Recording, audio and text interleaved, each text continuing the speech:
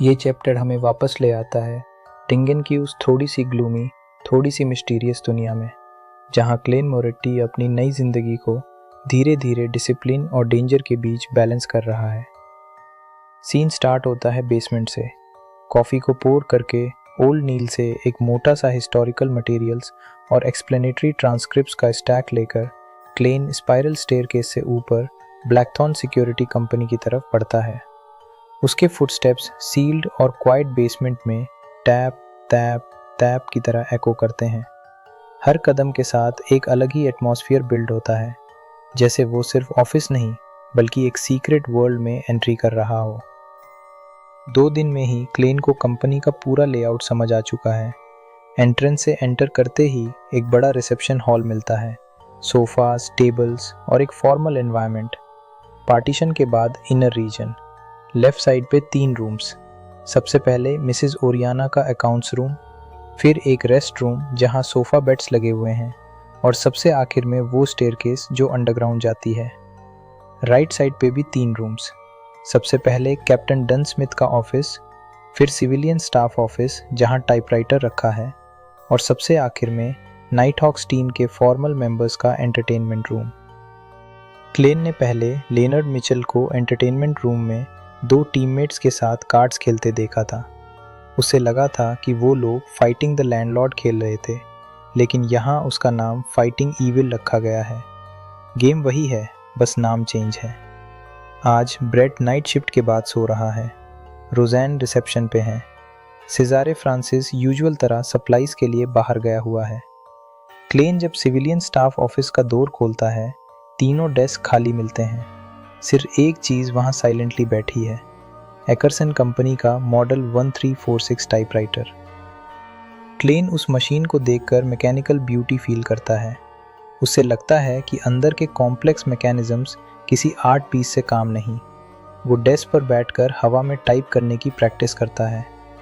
पहले वो local language को चाइनीज़ पिनियन में कन्वर्ट करता था, लेकिन अब ओरिजिनल क्लेन की मेमोरी फ्रैगमेंट्स डाइजेस्ट कर चुका है। मिस्टेक्स कम हो चुकी हैं। फिर असली टाइपिंग शुरू होती है।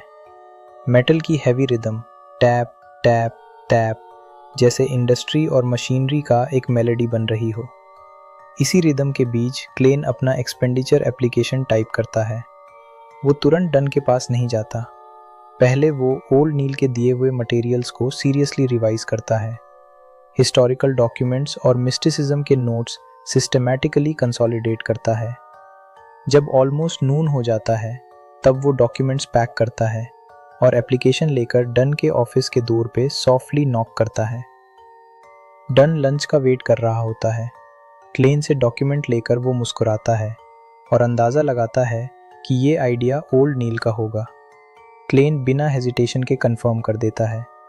डन अपने डार्क रेड फाउंटेन पेन से साइन करता है और बताता है कि वो जुलाई, अगस्त और सितंबर के लिए फंडिंग अप्लाई कर रहा है, चर्च और पुलिस डिपार्टमेंट दोनों से। क्लेन का एप्लीकेशन भी उसमें ऐड किया जाएगा। अप्रूवल के बाद मिसेस ओरियाना से पैसा मिल जाएगा और आफ्टरनून में स्पिरिट पेंडुलम ड्रॉ किया जा सकता है। क्लेन के टोने और आंखों में क्लियर एक्साइटमेंट होता है। जाते जाते वो कैजुअली पूछ लेता है कि जुलाई का बजट जून में अप्लाई नहीं करना चाहिए था क्या। डन कुछ सेकंड्स के लिए साइलेंट हो जाता है, कॉफ़ी सिप करता है और एडमिट करता है कि जून में 3 केसेस की वजह से इतना बिजी था कि वो भूल गया। क्लेन तुरंत समझ जाता है कि उसने एक ऐसा सवाल पूछ लिया जो नहीं पूछना चाहिए था। वो ऑकवर्ड चकल के साथ वहाँ से निकल जाता है और इस तरह उसकी लाइफ एक सिंपल बट डिसिप्लिन रूटीन में सेटल हो जाती है। सुबह आधा घंटा कॉजिटेशन, 2 घंटे मिस्टिसिज्म लेसन्स, 1.5 घंटा हिस्टोरिकल डॉक्यूमेंट्स, लंच के बाद शॉर्ट नैप, फिर बुलेट्स ड्रॉ करना और शूटिंग क्लब प्रैक्टिस। वापस आते हुए वेल्च के घर के पास से वॉक करना ताकि कैरेज का पैसा बचा सके। टाइम मिला तो स्पिरिट विजन और स्पिरिट डाउजिंग प्रैक्टिस। रास्ते में ग्रोसरीज लेना। एक तरफ ग्राउंडेड रूटीन, दूसरी तरफ एरिस्टोक्रेटिक वर्ल्ड। सीन शिफ्ट होता है एक प्राइवेट केमिस्ट्री लैबोरेटरी में। ऑड्री, टॉल, ब्लॉन्ड, एलिगेंट, अपने हाथ में कप पकड़े हुए है। लिक्विड में काउंटलेस बबल्स हैं।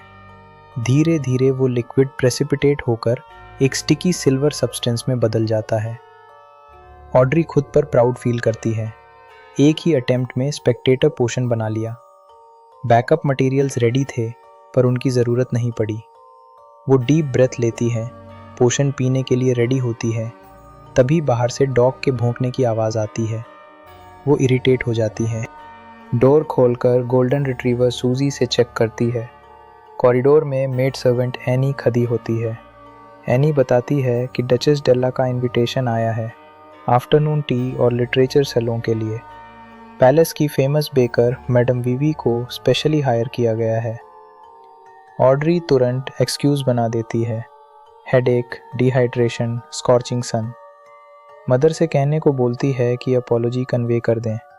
लिटरेचर सेलों का मेंशन होने पर भी वो मना कर देती है। अंदर ही अंदर प्लान बना लेती है कि अगर इंसिस्ट किया गया तो वो परफेक्ट फेंट एक्ट करेगी। एनी चली जाती है। ऑड्री लेबोरेटरी में वापस आती है, लेकिन शॉक, सूजी गायब। दूर हाफ ओपन, अंदर से क्रिस्प साउंड्स। ऑड्री डॉट कर लैब में घुसती है। शैटर्ड कप्स फ्लोर पे पड़े हैं। सूजी फाइनल ड्रॉप सिल्वर लिक्विड को लिक कर रही है। ऑड्री एंट्रेंस पर स्टैचू की तरह जाम जाती है। सूजी इनोसेंट एक्सप्रेशन के साथ टेल वैग करती है। पोशन डॉग ने पी लिया। सीन कट होता है सी के बीच एक स्टॉर्म कवर्ड आइलैंड पर। हर तरफ थंडरस एटमॉस्फेयर। हार्बर में एक एंशिएंट सेल बोट डॉक्ड है। लाइटनिंग पैटर्न्स वाले रोब में एक ब्लॉन्ड मैन एल्जर विल्सन से बात कर रहा है। वो हैरान है कि एल्जर किंगडम में हाई पोजीशन ले सकता था, मैंडेटेड पनिशर टीम का कैप्टन या बिशप। फिर भी सी पर ब्लू अवेंजर का कैप्टन क्यों बना? एल्जर स्टोइक एक्सप्रेशन के साथ एक्सप्लेन करता है कि सी स्टॉर्म का किंगडम है, लॉर्ड की विल फॉलो करना ही उसका पर्पस है। दोनों स्टैंडर्ड सैल्यूट एक्सचेंज करते हैं। कंपेनियंस बोट से उतर कर चले जाते हैं। एल्जर डेक पर खड़ा रहता है, साइलेंटली सोचता है कि सामने वाला समझ नहीं सकता क्योंकि वो इनफ नहीं जानता। पैरेलल में ऑड्री पैनिक स्टेट में सेकंड कंकॉक्शन कंप्लीट करती है। सिल्वर पोशन सेम जैसा दिखता है। वो ऑलमोस्ट रो पड़ती है।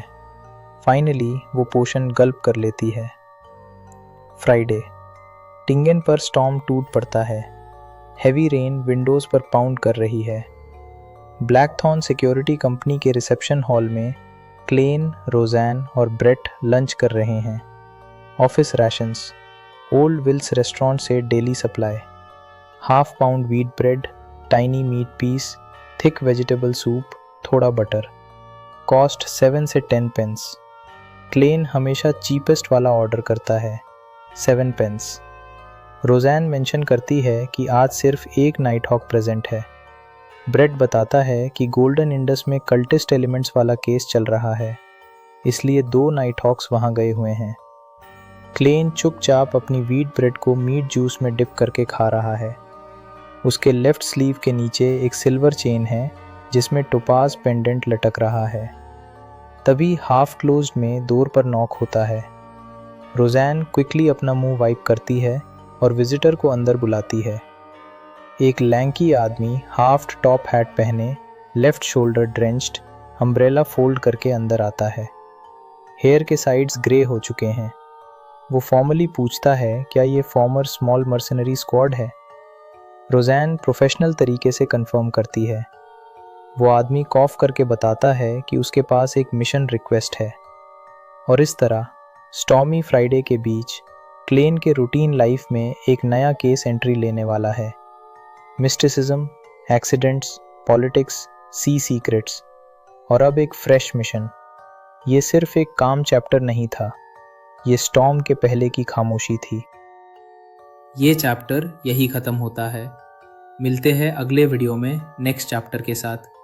अगर वीडियो पसंद आया हो तो लाइक करो, शेयर करो और अगर आप इस चैनल पर नए हो तो सब्सक्राइब ज़रूर करो, क्योंकि हम अपने चैनल पर ऐसे ही वीडियोज़ रेगुलर लाते रहते हैं। Thank you for watching.